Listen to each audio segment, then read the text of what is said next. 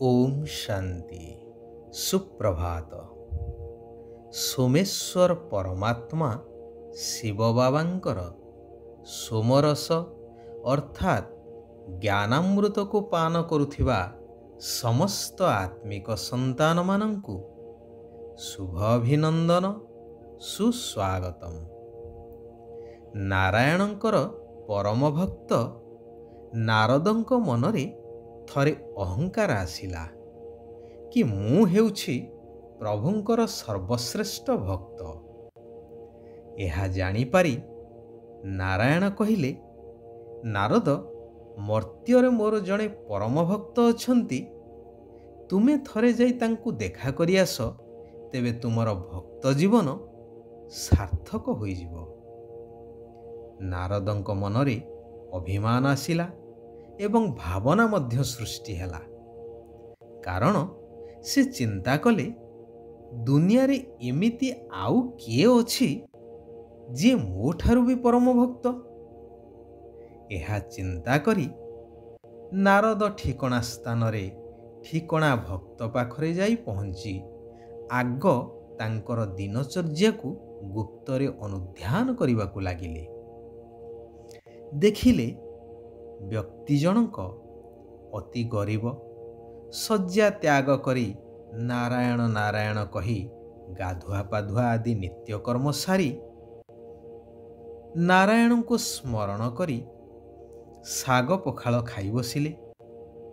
ताहापरे लंगल धरी बिलकु गले। हल करुथिबा समय रे मझिरे मझिरे नारायण नारायण कहूथांती। एहीपरि संध्यारे घर को फेरी स्नानादि सारी पुनश्च नारायण को स्मरण करी गृह कार्य पत्नी को सहयोग करि चलिले एवं शयन पूर्वरु नारायण को स्मरण करी निद्रा गले। परदिन नारद आसी नारायण को पाखरे उपस्थित हेई अभिमान भरा कंठरे कहिले, प्रभु, मु अहरह आपणको नाम जप करुछि। मु आपणकर श्रेष्ठ भक्त हेई पारिली नाही, अथच मर्त्यर से गरीब लोकटी दुई चारि थर कौन आपणको नाम नेई से किपरि श्रेष्ठ भक्त हेई पारिले। नारायण कहिले, नारद, तुमे मोर परम भक्त, एथिरे संदेह नाही, परंतु तुमे संपूर्ण मुक्त। तुमर कार्य हेउछि केवल मोर गुणगान करिबा। हेले से गरीब व्यक्ति जनक प्रकृत कर्मयोगी तार गरीब संसार को चलैबा सहित समय मिलिबा मात्रे अन्य कथा चिंता न करी केवल मो नाम ही स्मरण करी चलिछि।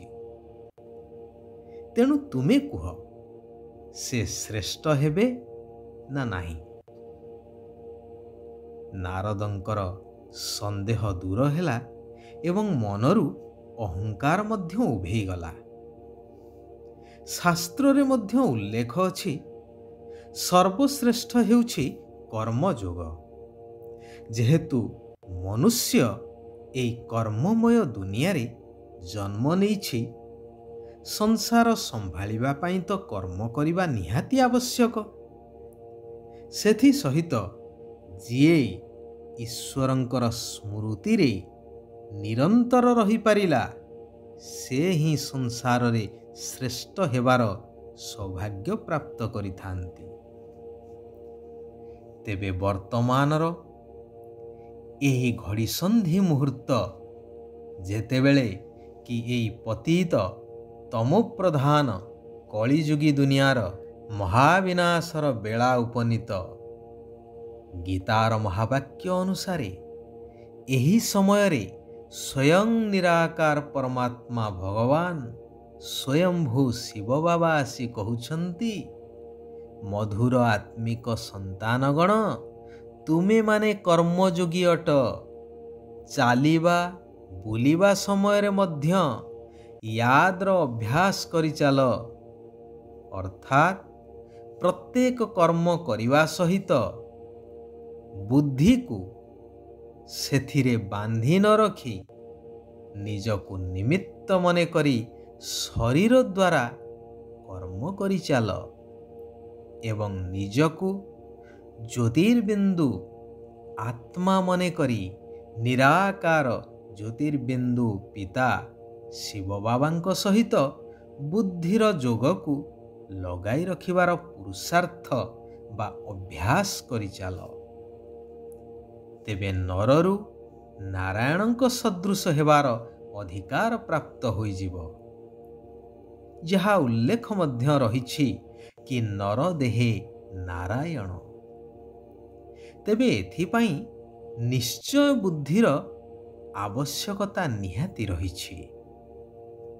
ଯେଉଁମାନେ ନିଶ୍ଚୟ ବୁଦ୍ଧି ସମ୍ପନ୍ନ ସନ୍ତାନ, ସେମାନଙ୍କର ଶିବ ବାବାଙ୍କ ସାଥିରେ ପୁରା ଆତ୍ମିକ ସ୍ନେହ ଥିବ।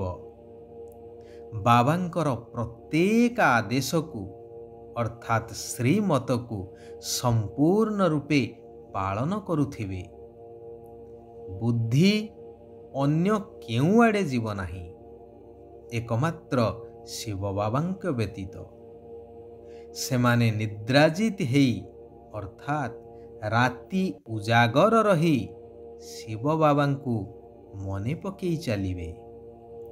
ଯୋଗଯୁକ୍ତ ହୋଇ ଭୋଜନ ପ୍ରସ୍ତୁତ କରିବା ସହିତ ସବୁ କାର୍ଯ୍ୟ ମଧ୍ୟ ୟାଦରେ ରହି କରିବେ। ଗୀତରେ ଅଛି ନା, ତୁନେ ରାତ ଗବାଇ ଶୋକେ ଦିବସ ଗବାଇ ଖୋକେ। ଏବେ ଆଉ ସମୟ ଖୁବ୍ କମ୍, ତେଣୁ ସମୟ ଥାଉଁ ଥାଉଁ ସତ୍ୟ ପିତାଙ୍କ ମତରେ ଚାଲିବା ଦରକାର। ପାଞ୍ଚ ବିକାର ରୂପୀ ମାୟା ଉପରେ ବିଜୟ ପ୍ରାପ୍ତ କରିବା ନିହାତି ଆବଶ୍ୟକ। କାରଣ ଏହି ପଞ୍ଚବିକାର ଯଥା କାମ, କ୍ରୋଧ, ଲୋଭ, ମୋହ ଆଉ ଅହଙ୍କାର, ଏହି ପଞ୍ଚବିକାର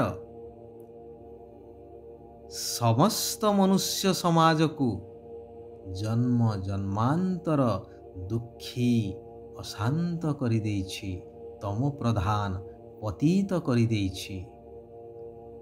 ତେଣୁ କମ୍ ସେ କମ୍ 8 ଘଣ୍ଟା ଯୋଗଯୁକ୍ତ ସ୍ଥିତିର ଚାର୍ଟ ରଖିବା ଦରକାର। ହୋଲିହଂସ ଭଳି ହୋଇ ବ୍ୟର୍ଥକୁ ସମର୍ଥରେ ପରିବର୍ତ୍ତନ କରିଦେବାକୁ ହେବ। ଭଗବାନ କହୁଛନ୍ତି, ସାରା ଦିନ ଭିତରେ ଯେଉଁ ସବୁ ବ୍ୟର୍ଥ ସଂକଳ୍ପ, ବ୍ୟର୍ଥ ବାଣୀ, ବ୍ୟର୍ଥ କର୍ମ ଏବଂ ବ୍ୟର୍ଥ ସମ୍ବନ୍ଧ ସମ୍ପର୍କ ହୋଇଯାଉଛି, ସେଗୁଡ଼ିକୁ ସମର୍ଥରେ ପରିବର୍ତ୍ତନ କରିଦିଅ।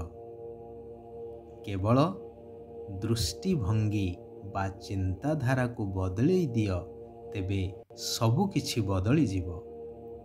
କେବେ ମଧ୍ୟ ଦୁଃଖ ବା ଅପମାନର ଫିଲିଂ ବା ଅନୁଭୂତିରେ ଆସ ନାହିଁ। କଥାରେ ଅଛି ନା, ଫିଲିଂ ଅର୍ଥାତ୍ ଫେଲ୍।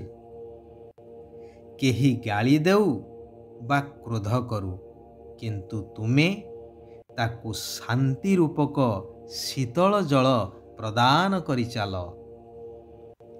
ସାଧନା ରୂପୀ ମଞ୍ଜିକୁ ପ୍ରତ୍ୟକ୍ଷ କରିବାର ଆଧାର ହେଉଛି ବେହଦର ବୈରାଗ୍ୟ ବୃତ୍ତି।